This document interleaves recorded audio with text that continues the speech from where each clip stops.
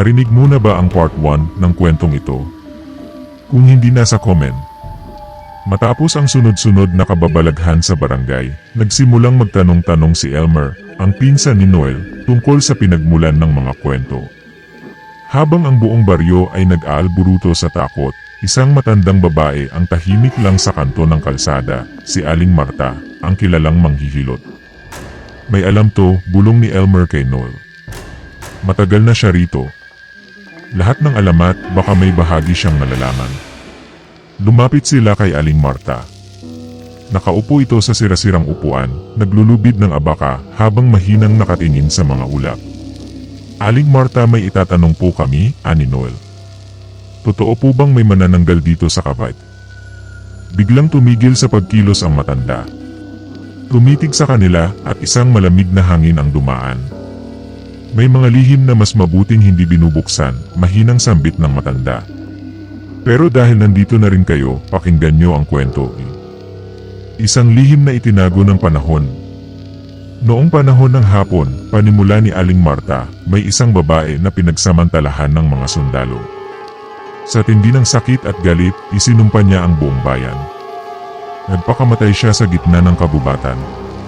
Pero ayon sa alamat, bago siya namatay, minilapitan siyang matandang mangkukulam at humingi ng kapangyarihan para sa paghihiganti.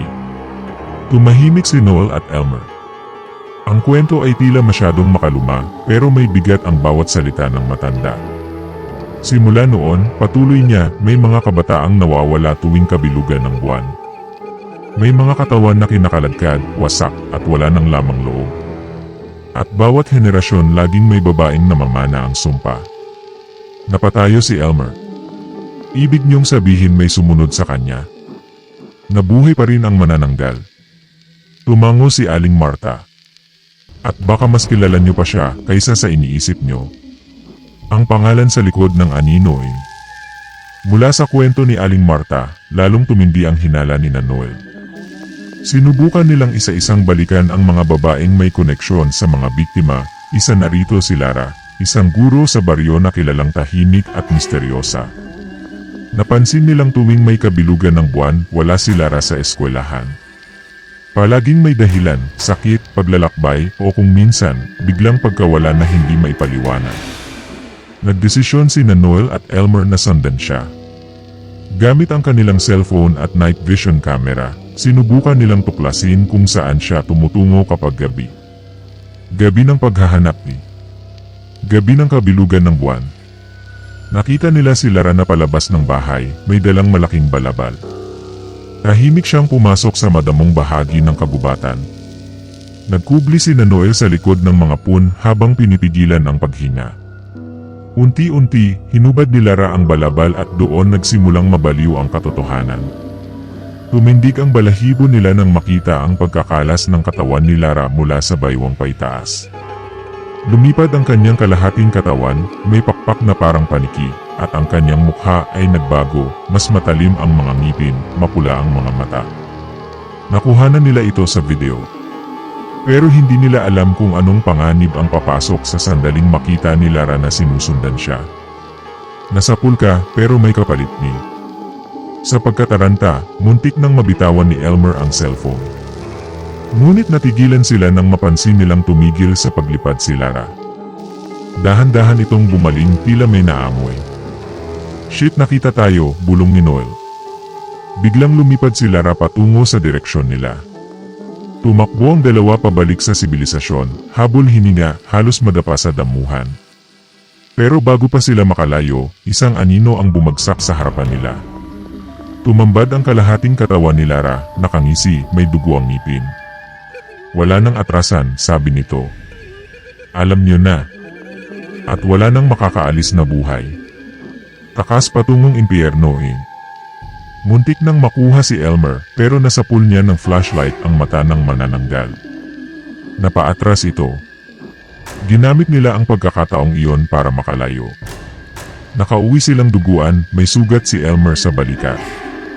Pero ang mahalaga, buhay sila at may ebidensya silang hawak. Ipinakita nila ang video sa ilang kapitbahay. Ngunit hindi lahat naniwala.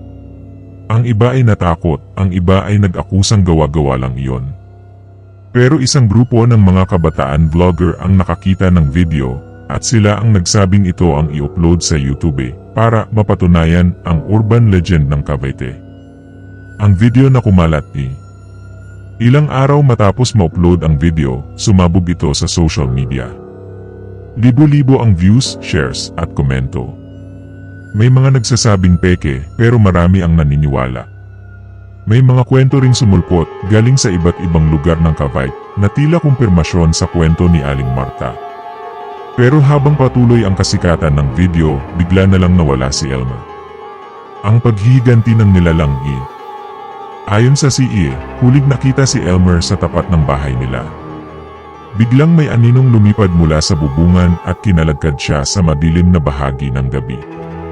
Nadiskubre ito ni Noel at nang balikan niya ang footage, napagtanto niya ang matagal ng katotohanan.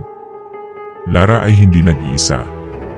Sila ay marami Sa isang lumang tala ng simbahan, nadiskubre ni Noel na may ikalimang pangkat ng mga nilalang na taglay ang sumpa ng paglipad at pagkakalas ng katawan.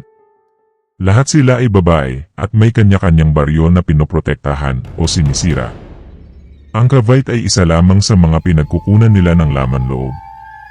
Dito naisip ni Noel, kailangan niyang tapusin ang sumpa kahit siya ay mapahamak. Ang huling video Nagdesisyon si Noel na sunduin si Lara sa gabi ng kabilugan. Bitbit ang gasera, kamera at krus, pumasok siya sa kabubatan.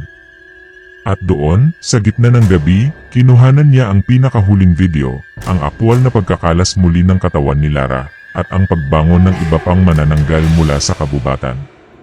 Tumakbo siya habang nagre-record. Iyon ang huling video na nakita sa kanyang channel. Pagkalipas ng 2 araw, nawala si Noel. Ang video ay nanatili sa YouTube at hanggang ngayon, may mga nagsasabing nakikita pa rin sa kabubatan ng Cavite ang mga nilalang na walang katawan mula baywang pababa at lumilipad sa dilim ng gabi. Sa mundo ng mga alamat, madalas nating iniisip na kathang-isip lamang ang lahat. Pero paano kung ang mga kwento ng takot ay may bahid ng katotohanan? Sa Cavite, isang video ang nagbukas ng pinto sa mas malalim na misteryo, at isang tanong ang naiwan, hanggang kailan natin kayang itago ang mga nilalang na matagal nang nabubuhay sa dilim? Ako ang inyong Pinoy Aswang, at ito ang kwentong hindi mo na makakalimutan. Huwag kalimutang mag-subscribe sa ating channel para sa mas marami pang kwentong hindi basta-bastang panaginip lamang. Hanggang sa susunod na takutan.